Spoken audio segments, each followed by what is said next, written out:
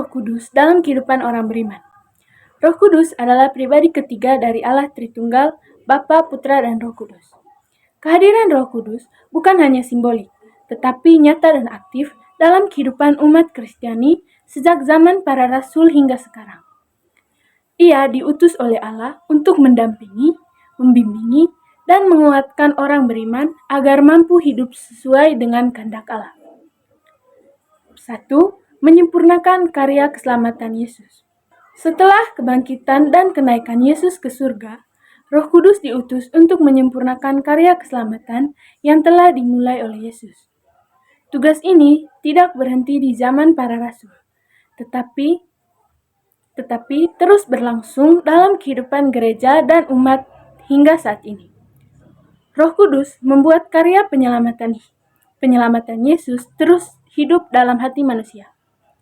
Ia membangkitkan iman dalam diri orang yang percaya. Ia menyadarkan manusia akan dosa dan membimbing pada pertobatan sejati. 2. Membangkitkan dan memimpin gereja.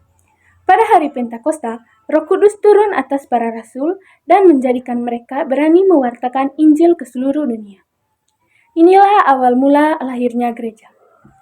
Roh Kudus mempersatukan gereja dalam kasih dan kebenaran. Ia membimbing para pemimpin gereja dalam membuat keputusan melalui konsili dan sinode. Ia menyatukan seluruh umat Allah dari berbagai bangsa, bahasa, dan budaya. 3. Memberi karunia rohani atau karunia Roh Kudus. Roh Kudus menganugerahkan karunia khusus yang dikenal dengan nama 7 karunia Roh Kudus, yang berguna untuk membangun iman pribadi dan komunitas. 1. Kebijaksanaan, seperti melihat segala sesuatu dengan kacamata Allah. Yang kedua, pengertian, seperti memahami makna ajaran iman secara mendalam. Yang ketiga, nasihat, seperti kemampuan memberi dan menerima saran baik. Yang keempat, keperkasaan, seperti keberanian dalam membela kebenaran. Yang kelima, pengetahuan, seperti menyadari kehendak Tuhan dalam hidup. Yang keenam, kesalehan, seperti hidup dengan hormat dan cinta kepada Allah. Yang ketujuh, takut akan Allah, seperti bukan rasa takut negatif, tapi rasa hormat mendalam kepada Allah. 4. Menghasilkan buah-buah roh. Orang yang hidup dalam Roh Kudus akan memancarkan buah-buah roh yang nyata dalam kehidupannya sehari-hari. Buah Roh Kudus menunjukkan bahwa seseorang sungguh dipimpin oleh Tuhan. Buah-buah Roh Kudus. Pada Alkitab, Galatia bab 5 ayat 22-23. Kasih, sukacita, damai, kesabaran, kemurahan, kebaikan, kesetiaan,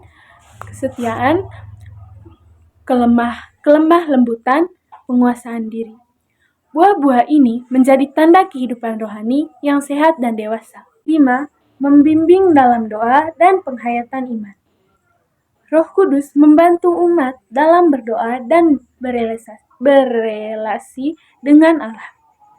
Ia mengajarkan cara berdoa yang benar dan tulus.